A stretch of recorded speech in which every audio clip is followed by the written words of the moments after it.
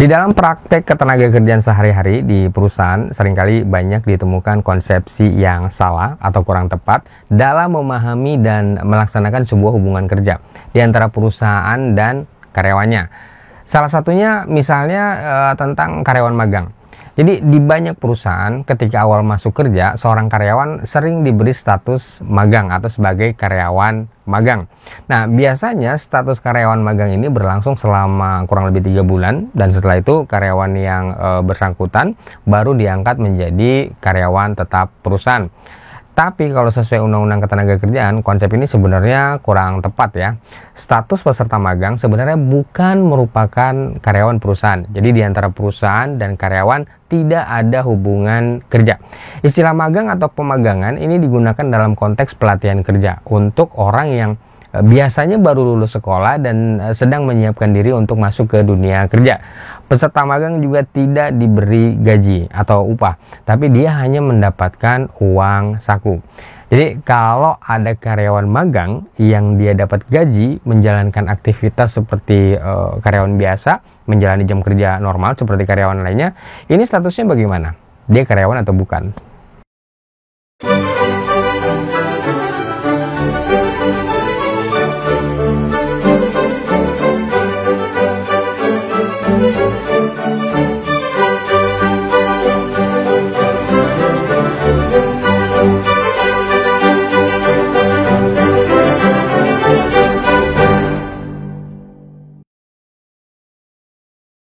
Ketika dalam proses rekrutmen seorang karyawan diberi status magang sebagai karyawan magang selama 3 bulan, kemudian setelah itu dia diangkat menjadi karyawan tetap, maka di sini ada 3 isu yang perlu diperhatikan. Pertama, status karyawan tetap, kedua, magang, dan yang ketiga, masa percobaan. Pertama, status karyawan magang dulu. Sesuai Undang-Undang Ketenagakerjaan, Undang-Undang Nomor 13 Tahun 2003, ada juga peraturan menterinya. Istilah magang atau pemagangan sebenarnya ini bukan merupakan hubungan kerja. Artinya seorang peserta magang itu di sebuah perusahaan bukan merupakan karyawan perusahaan tersebut. Di antara perusahaan dan peserta magang tidak ada hubungan kerja. Kalau menurut Peraturan Menteri Ketenagakerjaan nomor 6 tahun 2020, pemagangan itu konteksnya adalah pelatihan kerja. Jadi orang yang sedang magang di sebuah perusahaan konteksnya adalah dia sedang berlatih bekerja untuk mengupgrade skillnya dan mempersiapkan orang tersebut masuk ke dunia kerja. Nah, karena di sini konteks pemagangan itu adalah pelatihan kerja, maka tidak ada hubungan kerja di antara perusahaan dan peserta magangnya. Sehingga yang namanya peserta magang bukan merupakan karyawan perusahaan. Dan karena tidak ada hubungan kerja di antara peserta magang dan perusahaan, maka di antara mereka juga tidak ada kewajiban untuk membayar upah atau gaji. Tidak ada perintah kerja, tidak ada hubungan atasan dan bawahan, dan juga karenanya tidak ada proses PHK, pemutusan hubungan kerja. Karena konteksnya pelatihan kerja, maka untuk mengadakan program pemagangan, perusahaannya juga harus memenuhi syarat-syarat ya yang ditentukan oleh Peraturan Menteri Ketenagakerjaan.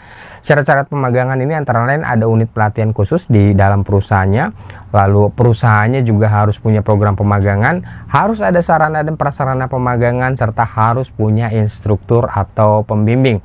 Ini syarat-syarat untuk perusahaan bisa mengadakan program pemagangan dan dia bisa merekrut peserta magang.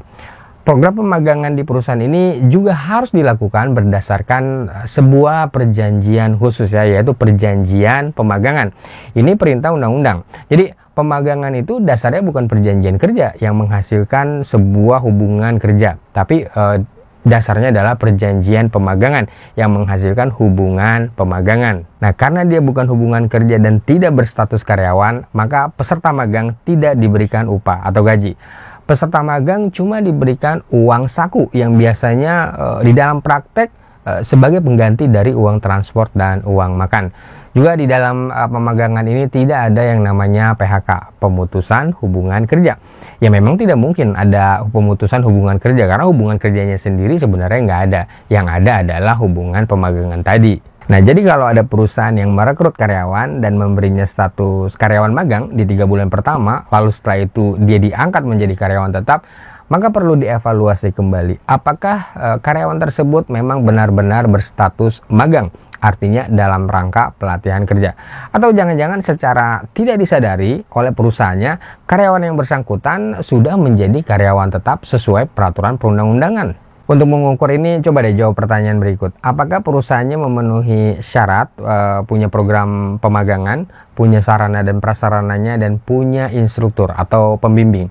Apakah karyawan itu bekerja sesuai jam kerja karyawan biasa? Apakah karyawannya juga menerima gaji bulanan seperti karyawan yang lain? Atau dia hanya menerima uang saku? Ada perjanjian pemagangannya enggak? Atau justru malah adanya perjanjian kerja yang menciptakan hubungan kerja di antara perusahaan dan peserta magangnya? Di banyak perusahaan, meskipun statusnya karyawan magang, tapi biasanya karyawan yang bersangkutan tidak benar-benar sedang menjalankan program pemagangan dalam konteks pelatihan kerja. Jadi konteksnya tetap hubungan kerja. Dibilang hubungan kerja karena biasanya perusahaannya tidak memenuhi syarat-syarat pemagangan. Nggak ada perjanjian pemagangannya, ada hubungan atasan dan bawahan, dan karyawan itu menerima gaji atau upah dan bukan menerima uang saku.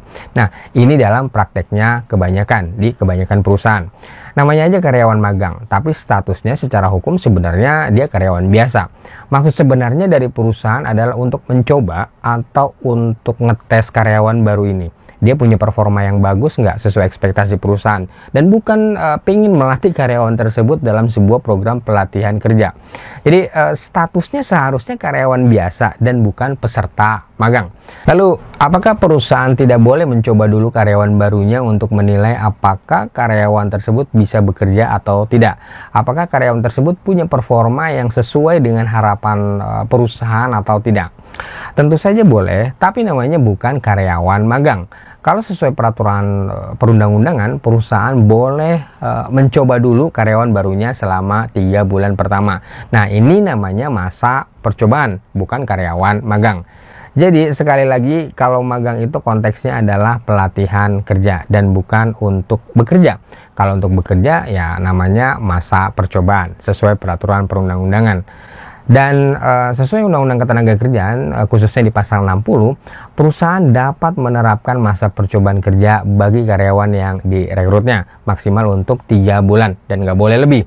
Dalam masa percobaan ini, karyawannya tetap mendapatkan upah yang besarnya tidak boleh di bawah upah minimum yang berlaku. Nah, masa percobaan ini hanya berlaku untuk karyawan tetap ya, atau karyawan yang hubungan kerjanya berdasarkan perjanjian kerja waktu tidak tertentu atau PKWTT. Dan masa percobaan tidak dapat diterapkan terhadap karyawan tidak tetap atau karyawan PKWT. Karyawan yang sedang dalam masa percobaan ini statusnya adalah karyawan, artinya dia punya hubungan kerja dengan perusahaannya. Jadi status masa percobaan itu ada di dalam sebuah hubungan kerja. Dibuat dulu perjanjian kerjanya sehingga menimbulkan hubungan kerja di antara perusahaan dan karyawan. Lalu diterapkan masa percobaan selama 3 bulan, kemudian karyawannya menjadi karyawan tetap secara penuh. Beda dengan magang, kalau peserta magang itu statusnya bukan karyawan. Jadi statusnya itu di luar hubungan kerja. Peserta magang tidak terikat pada perjanjian kerja, tapi perjanjian pemagangan. Dan syarat adanya masa percobaan ini harus ditentukan di dalam perjanjian kerjanya atau di surat pengangkatannya. Jadi di dalam perjanjian kerjanya atau di dalam pengangkatannya itu harus ditulis klausul adanya masa percobaan tersebut. Kalau nggak dimasukin ke dalam perjanjian kerja, maka masa percobaannya dianggap tidak ada.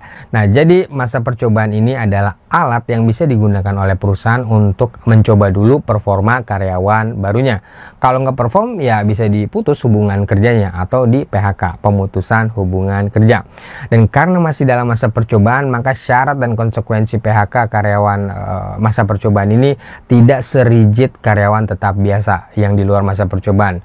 Untuk mem-PHK karyawan biasa umumnya harus ada alasannya ya, sesuai dengan peraturan perundang-undangan. Tapi kalau masa percobaan cukup dengan alasan karyawan yang bersangkutan nggak perform. Itu sudah cukup untuk mem-PHK karyawan masa percobaan. Juga kalau di dalam hubungan karyawan biasa ketika terjadi PHK, Ini harus disurati dengan surat pemberitahuan PHK yang disampaikan 14 hari kerja sebelum tanggal efektif PHK-nya. Sedangkan untuk karyawan masa percobaan jangka waktunya cuma 7 hari kerja. Jadi jelas ya bedanya pemagangan dan masa percobaan. Jangan kebalik-balik. Kalau mau memagangkan orang ya konteksnya pelatihan kerja. Kalau mau mencoba dulu kinerja karyawan barunya ya konteksnya masa percobaan. Tapi kalau istilah yang digunakan adalah karyawan magang, sementara perusahaannya sendiri tidak memenuhi syarat-syarat pemagangan sesuai peraturan perundang-undangan dan karyawannya punya perjanjian kerja, ada perintah kerjanya, bekerja sesuai jam kerja biasa, ada upah atau gaji yang diberikan secara bulanan, maka itu sifatnya bukan magang tapi karyawan biasa. Di antara perusahaan dan karyawan ada hubungan kerja. Semoga informasi ini bermanfaat, terutama buat teman-teman karyawan atau HRD perusahaan dalam menjalin hubungan kerja di perusahaannya masing-masing. Salam.